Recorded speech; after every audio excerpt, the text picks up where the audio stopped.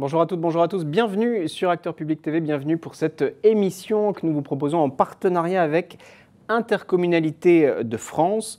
Comment conjuguer services publics numériques et médiation, c'est le fil rouge de nos échanges. Nous allons parler de l'impact de la dématérialisation généralisée, nous allons parler d'inclusion sociale, d'inclusion numérique, du rôle des intercommunalités en la matière et plus largement de la nouvelle stratégie d'inclusion nationale, d'inclusion numérique nationale 2023-2027, programme France Numérique Ensemble. On en parle avec mes trois invités. Bonjour Éric Bothorel, monsieur le député, merci d'être avec nous en distanciel, comme on dit.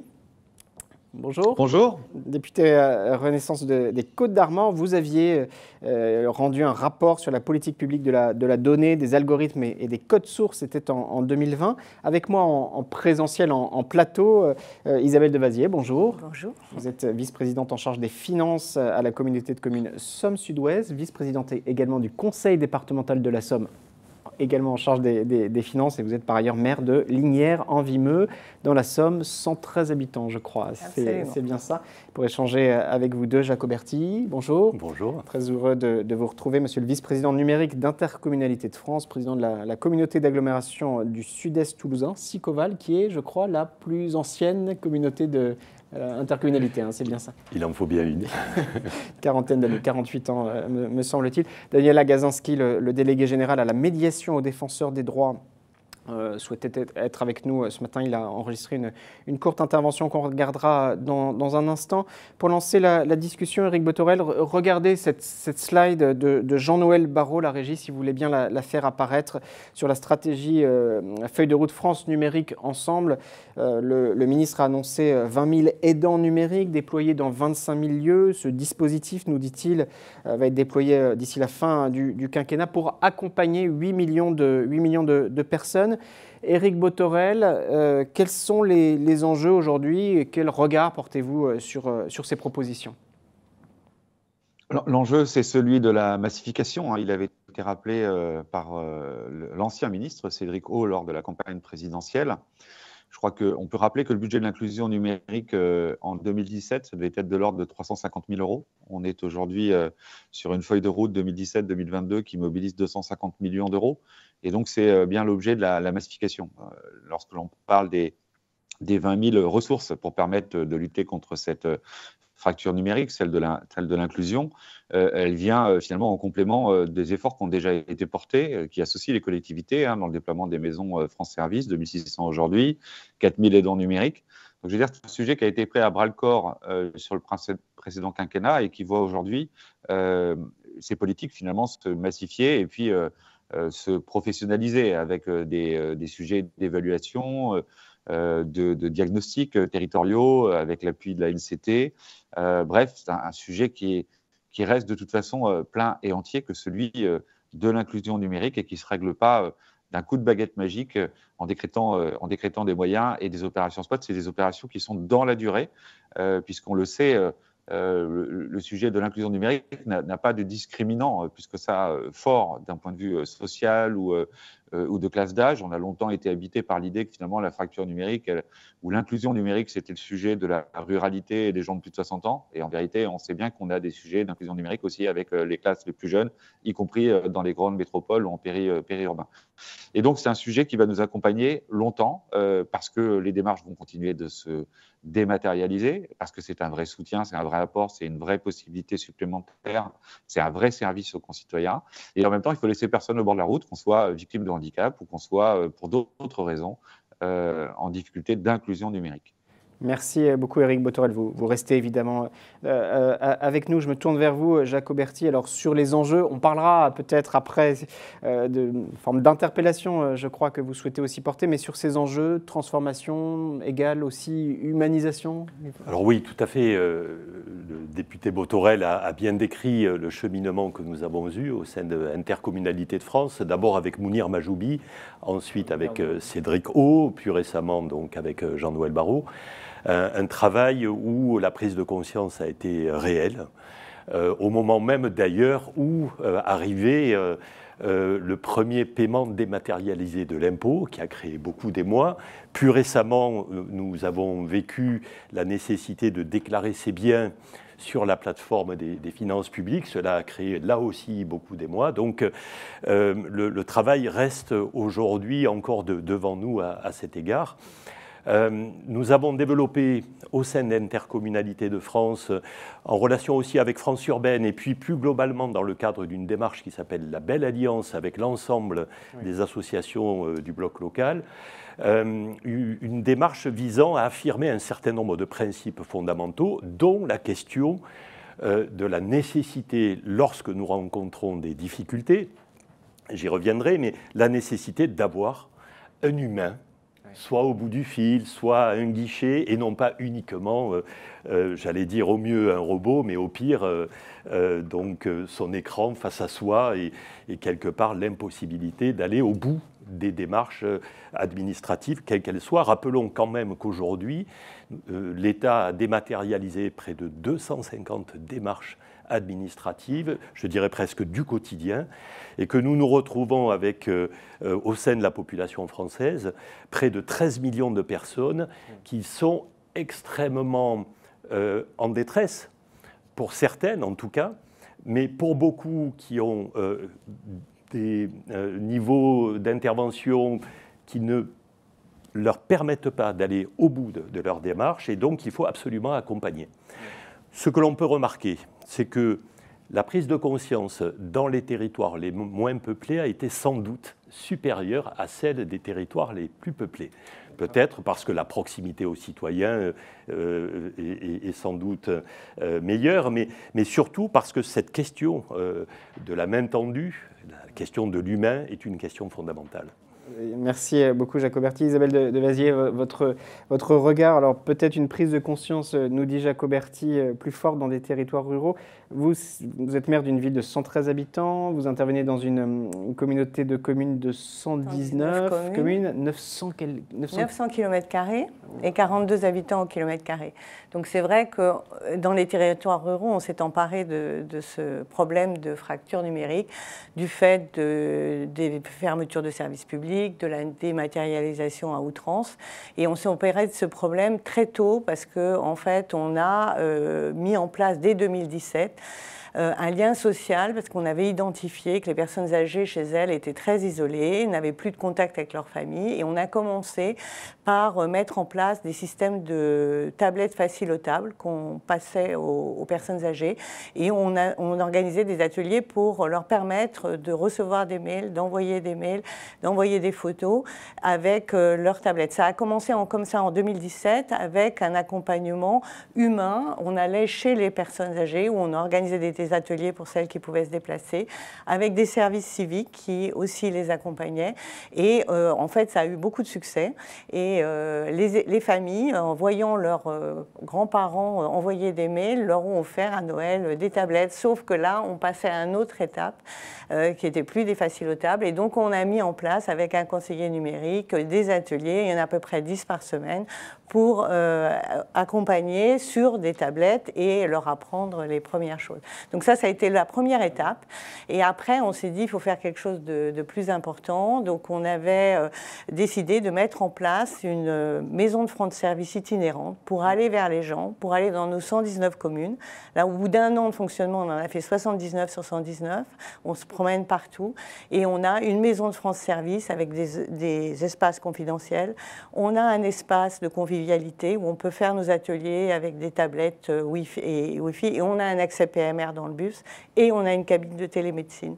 Tout ça dans le même endroit, et qui est parfaitement identifié, et donc tout le monde a les parcours qui sont... Et ça marche tellement bien qu'on va être obligé d'en faire une deuxième. La preuve que ça marche, mais ça pose aussi des enjeux de recrutement de moyens. On en parle dans un instant. Je vous redonne la parole, Éric Botorel, mais je vous propose cette première intervention de Daniela Gazinski, donc côté défenseur des droits, la capsule numéro 1, s'il vous plaît, la régie. On n'en fera jamais assez pour la médiation numérique. Regardez ce qu'il nous dit.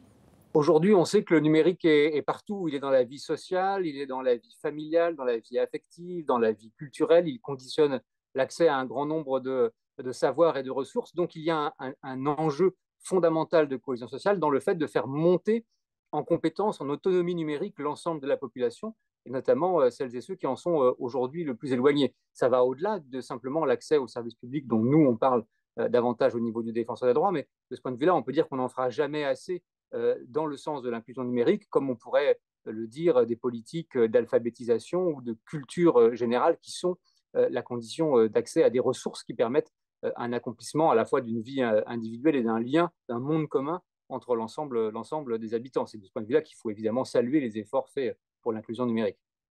Daniel Lagazinski pour le défenseur des droits qui s'approprie, enfin qui travaille beaucoup sur ces enjeux. Et Éric Bothorel, on voit que les défis sont pluriels, ils sont immenses, ils doivent être aussi, les réponses doivent être adaptées aux atouts et aux particularités des territoires. Est-ce que c'est suffisant? On va en parler maintenant, mais en termes de moyens, en termes d'impulsion, est-ce que c'est suffisant selon vous? Est-ce qu'il faut encore accélérer? Encore une fois, il y a plusieurs axes. Ce serait une erreur d'imaginer que c'est en déployant plus encore qu'on va régler complètement le problème. Finalement, faire accéder à des démarches qui sont dématérialisées, ça nécessite peut-être aussi d'être mieux accompagné sur la façon dont ils sont dématérialisés. Et ce n'est pas forcément des compétences qui sont des compétences de base acquises. Qui permettent, par exemple, de naviguer, qui vont permettre de remplir tel ou tel formulaire. Il faut aussi que l'administration, que les collectivités, que l'État, dans la façon dont elle réfléchit à un certain nombre d'interfaces et d'expériences utilisateurs, du X par exemple, on soit dans la simplification, c'est-à-dire qu'on n'est pas en passant d'un environnement à l'autre, d'une collectivité à l'autre, des endroits pour remplir sa date de naissance dans des formats qui ne soient pas les mêmes, etc. Donc on a plein de travaux à mener sur la manière dont on pense les outils pour faciliter le parcours, indépendamment du fait de démultiplier. Et je salue ce qui a été dit par ma précédente interlocutrice et qui est intervenue sur les moyens que l'on met vers du aller vers avec des maisons France-Service itinérantes ou la présence de maisons France-Service. Oui, on a l'habitude de dire dans le même temps que on doit répondre à une problématique de diminution des services publics. Alors, je m'inscris un peu en faux parce qu'en vérité, on a reconquis des services publics avec les maisons France Service. Et moi, les échos que j'ai de mes concitoyens qui y vont, c'est plutôt un niveau de satisfaction très élevé. Et en fait, ce qu'il faut, c'est inviter les gens à découvrir ces maisons France Service qui sont aujourd'hui peu connues et de ne pas vivre dans ce sentiment que finalement les démarches sont compliquées. Et par ailleurs, de ne pas totalement idéaliser non plus l'humain. Vous savez, je tiens à une permanence parlementaire. J'ai à peu près 200 à 300 dossiers par an suivis par mes collaborateurs, de gens qui sont en difficulté pour remplir des démarches administratives qui se font en face à face avec telle ou telle administration. Je ne vais pas les nommer ici, mais ce ne sont pas des problèmes qui sont liés finalement à l'accès au numérique. Donc il n'y a pas à idéaliser d'un côté l'humain, même s'il est bien pratique et nécessaire et complémentaire des démarches du numérique, mais il nous faut continuer à la fois de massifier et en même temps d'avoir une meilleure compréhension de ce que sont possiblement celles et ceux qui sont encore au bord de la route et qu'il nous faut rattraper. Merci beaucoup. Massifier, avoir une analyse fine. Que demandez-vous du côté d'Intercommunalité de France, Jacques Auberty? Comment aller plus loin et que sollicitez-vous? En fait, première demande que nous formulons au sein d'Intercommunalité de France est la question de l'organisation territoriale pertinente. Comment faire en sorte que les territoires qui sont très engagés, et certains depuis bien des années, sur cette question de l'inclusion numérique, comment faire en sorte que les territoires qui sont peu engagés aujourd'hui le deviennent demain de façon optimale, comment faire en sorte que selon la nature même de nos territoires, un principe de différenciation, nous puissions confier en fait aux acteurs du territoire cette mission d'accompagnement, certes d'aller vers, mais aussi de repérage, parce que vous savez, vous avez un certain nombre de citoyens invisibles qui ne réalisent pas de démarches, qui ne viendront jamais éventuellement contacter un service public, alors même qu'ils risquent de perdre des droits. On a vu d'ailleurs que la défenseur des droits a vu le nombre de saisines augmenter de 15% en une année. L'an dernier. Donc c'est un sujet qu'il faut absolument prendre à bras le corps. Donc ce que nous demandons au niveau d'Intercommunalité de France, c'est qu'il y ait une forme de différenciation sur le territoire par rapport à la mise en œuvre de l'inclusion numérique. L'intercommunalité joue sans doute un rôle majeur d'accompagnement des communes, de mutualisation des moyens, de point d'ancrage. Certaines intercommunalités considèrent d'ailleurs que les maisons France Service sont trop éloignées du citoyen. Sur certains territoires, vous avez une maison France Service à 1 heure de voiture des citoyens les plus éloignés du numérique, avec un double sens sur cet éloignement. Donc il faut absolument faire confiance au territoire, considérer qu'il peut y avoir un repli au niveau du département, sans doute, parce que le département est aussi garant de l'action et de la cohésion sociale sur le territoire, mais considérer surtout que les initiatives locales et, j'allais dire, l'intelligence du territoire doivent œuvrer à plein, en partenariat, bien évidemment, avec les autres acteurs, l'État, la région, le département. Ce peut être des quartiers dans des milieux plus urbains. Donc ça, c'est le premier point. Le deuxième point concerne les moyens. Pourquoi ? Eh bien, parce que lorsqu'on voit l'envergure de la problématique, je le rappelle, 13 millions de personnes qu'il faut absolument donc amener à accéder à ces services. Si l'on fait rapidement la résolution de l'équation, on s'aperçoit que nous sommes aujourd'hui loin du compte en matière de moyens prévus, et notamment dans le cadre du Conseil national de la refondation du numérique, qu'il faut sans doute mieux considérer les moyens alloués au territoire. Nous avons évalué au niveau d'Intercommunalité de France à peu près à 200 millions d'euros la nécessité donc, d'accompagnement pour les territoires, alors même que je pense que Jean-Noël Barrot aujourd'hui parle de 40 millions d'euros. Vous voyez, le gap est quand même très important. Il en va sans doute aussi d'une économie locale, avec des emplois de proximité qui peuvent réaliser aussi d'autres démarches, et donc les collectivités territoriales peuvent être aussi impliquées dans le cadre de ces emplois.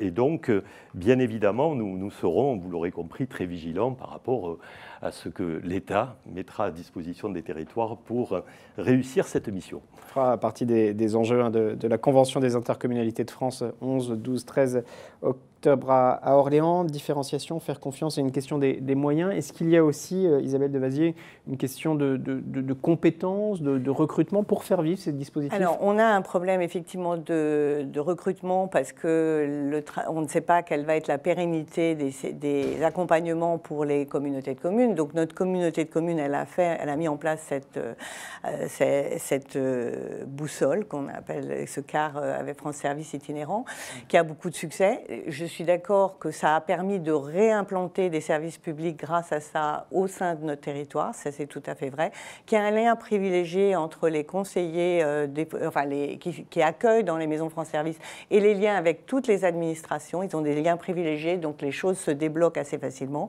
Sur la montée en autonomie, c'est aussi très important. Donc nous, on accompagne, mais notre idée, c'est que les gens deviennent autonomes. Et en fait, pour l'instant, on arrive à avoir 20% de démarches qui sont effectuées dans le CAR, qui seront finalisées chez les gens parce qu'ils auront compris comment ça fonctionne. Donc notre idée, c'est de les monter en autonomie.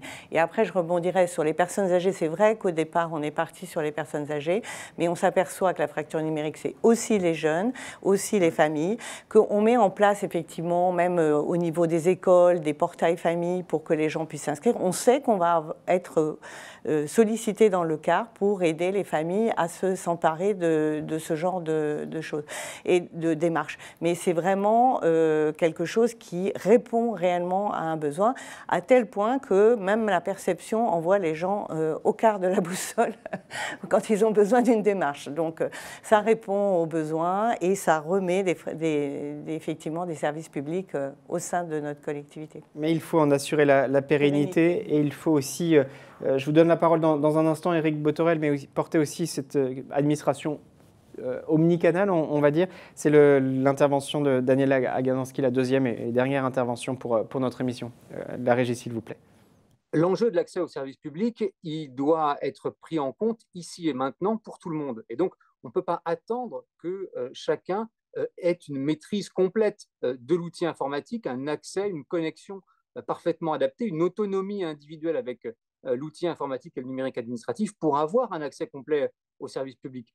Aux défenseurs des droits, on a suivi cette question de la dématérialisation, de la numérisation de l'accès aux services publics avec différents rapports, celui de 2019, celui de 2022, 3 ans après, où en est-on, qui fait un peu le bilan de la mise en œuvre des politiques de dématérialisation, mais aussi des politiques d'accompagnement, notamment celle de l'inclusion numérique. Et ce qu'on dit, c'est qu'il doit revenir aux administrations elles-mêmes de s'assurer de l'accessibilité totale de leurs démarches, de leurs procédures, de leurs services pour les usagers, y compris pour celles et ceux qui n'ont pas le niveau d'autonomie numérique qu'on pourrait espérer pour l'ensemble des usagers et des usagères des services publics. C'est-à-dire que même avec la meilleure inclusion numérique du monde, vous n'aurez pas demain 100% d'usagers autonomes. Et donc, il est très important de ne pas simplement se reposer sur les conseillers numériques France Service, le pass numérique, les formations diverses et variées, mais assurer un accueil omnicanal, y compris pour celles et ceux qui, aujourd'hui, demain et peut-être même après-demain,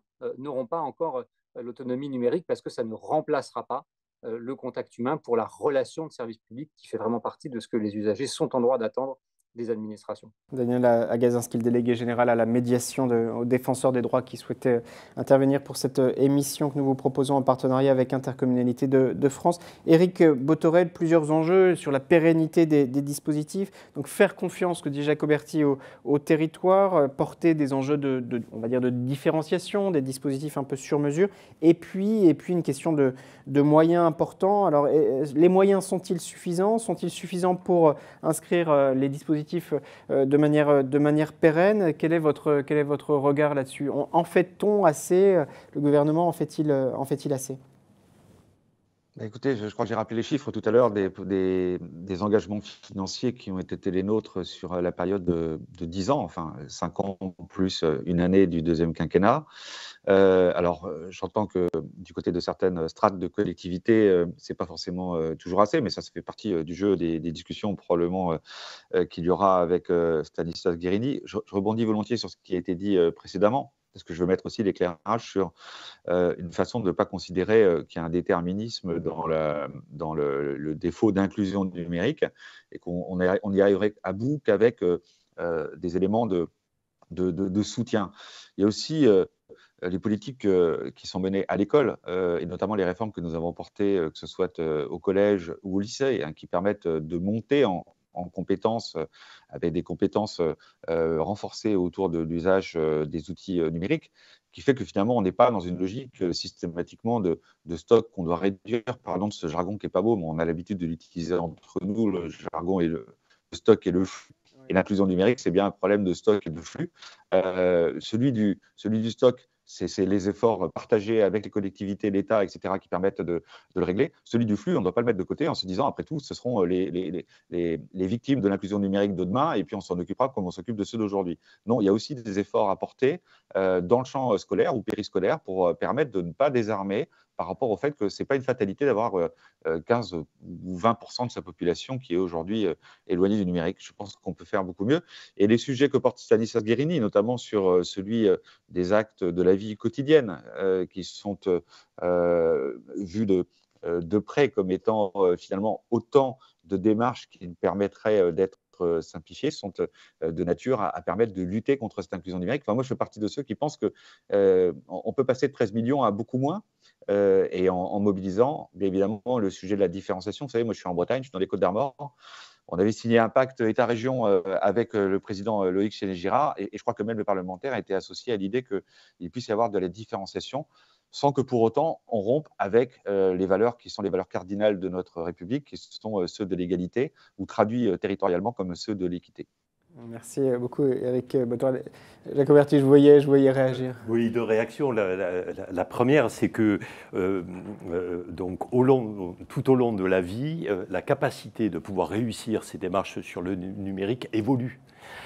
Et donc, ce que nous demandons aussi, c'est que tous les acteurs, notamment de la formation, tous les employeurs soient amenés à prendre en considération cette question de l'inclusion numérique grâce à la formation, par exemple dans l'entreprise, dans les collectivités, et pas uniquement ponctuellement lorsque le besoin se fait sentir. C'est le premier point. Et le deuxième point, je souriais un petit peu, c'est que quand on regarde les ratios, hein, donc 13 millions de personnes, 200 millions d'euros, faites le ratio des moyens par personne, vous verrez que c'est quand même très raisonnable. Un enjeu de moyens toujours sur lequel vous insistez. Isabelle de Vazier, voilà, l'heure est à la mobilisation sur ces enjeux. Oui, alors nous, les enquêtes de satisfaction sont remarquables hein, dans l'accueil pour l'accueil des gens. Donc nous, notre souhait, c'est évidemment de continuer. Et donc on voudrait être sûr de la pérennité des financements pour le fonctionnement, parce que c'est quand même une somme assez importante aussi pour une communauté de communes comme la nôtre. Elle répond à des besoins, donc on espère tous qu'on pourra continuer et on va amplifier effectivement vers les jeunes parce que notre CAR permet aussi de faire des ateliers pour les familles et on travaille avec le centre social pour justement aussi initier dès le plus jeune âge au numérique parce que bon, les jeunes savent peut-être échanger des vidéos mais remplir un formulaire, c'est pas tout à fait la même chose. Donc on leur apprend effectivement et on met en place ces ateliers. Donc on voudrait continuer, c'est une belle réussite. Je pense que ça répond au moins effectivement, il y a une différenciation selon les territoires, mais pour notre territoire, ça répondait à un vrai besoin. Aux attentes. On arrive au terme de notre échange. Peut-être un court mot de conclusion, tous les trois, si vous voulez bien, et aussi à destination de celles et ceux qui nous regardent, parce que tout ce que vous évoquez, tout ce que vous développez en termes de méthode, c'est aussi très inspirant pour les personnes qui nous suivent. Éric Bothorel, si je résume, il y a un enjeu de mobilisation générale sur un sujet qui fait consensus. Vous avez évoqué tous les trois cette question de la différenciation des dispositifs qui peuvent s'adapter au territoire. Et puis, je retiens fortement à vous écouter tous les trois la question de l'engagement qui doit être encouragé, Éric Bothorel, par la question des moyens. Est-ce que j'ai tout bien résumé pour vous, monsieur le député ? Oui, on aurait pu rajouter et faire un lien avec une autre politique qui m'intéresse particulièrement, qui est celle du partage de la donnée. Et je pense qu'on sera au cœur du sujet sur la mobilisation, là aussi, des collectivités, dont le niveau est très hétérogène hein, sur la maîtrise de la publication de la donnée et des données ouvertes, et qui nous permettra d'avoir une meilleure compréhension des différences qui peuvent exister territoire par territoire et des moyens donc spécifiques à consacrer à tel ou tel territoire.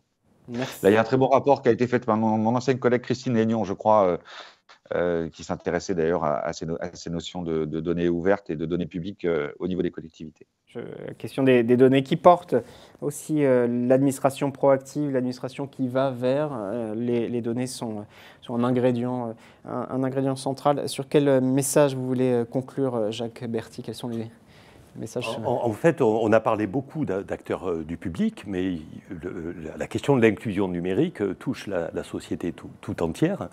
Et les acteurs du privé en sont aussi des bénéficiaires. Donc il faut absolument arriver à consolider une assiette de moyens permettant de relever ce défi et surtout faire en sorte que le numérique devienne aussi un numérique réussi dans notre société. On parle beaucoup des inconvénients, mais le numérique, c'est aussi une magnifique avancée pour nous toutes et nous tous. Mais bien sûr, on a posé beaucoup d'interpellations aussi pour permettre et rendre davantage possible encore cette réussite. Allez, à vous le mot de la fin, alors, Isabelle de Vazier. Je vais peut-être terminer sur le problème du repérage. Alors évidemment, dans notre territoire, c'est très très important, mais on a 119 communes, donc des petites mairies qui connaissent les habitants, qui peuvent également nous interpeller pour nous conseiller d'aller voir telle ou telle personne et aller peut-être les inciter à aller trouver leurs réponses dans le cadre de la boussole de la Com2Com. Voilà, j'invite celles et ceux qui nous regardent à découvrir vos dispositifs. Merci beaucoup Isabelle de Vazier d'être venue témoigner. Merci Jacques Berty. Merci monsieur le député Éric Bothorel depuis votre territoire d'avoir tenu à intervenir. Merci à Daniela Gazinski, le délégué général à la médiation aux défenseurs des droits. Je vais y arriver. On vous donne, Intercommunalité de France vous donne rendez-vous du 11 au 13 octobre. Le programme ou le pré-programme est déjà connu. Les équipes d'Intercommunalité de France ont travaillé d'arrache-pied. 11 au 13 octobre à Orléans, la Convention des intercommunalités de France. Le thème, celui des transitions. Les transitions, une question politique. Voilà un thème qui interpelle. Et il y aura un atelier, je crois que vous animerez, Jacques Berty, sur le numérique. Comment réduire la fracture numérique entre les populations. On a commencé à poser les enjeux de cette problématique. Merci beaucoup à tous les trois. Merci à vous toutes et vous tous de nous suivre sur Acteurs Publics TV pour cette émission proposée en partenariat avec Intercommunalité de France. Je vous dis à bientôt.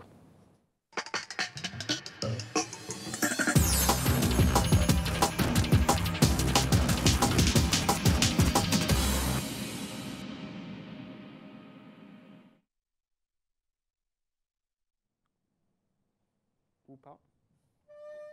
Notre public.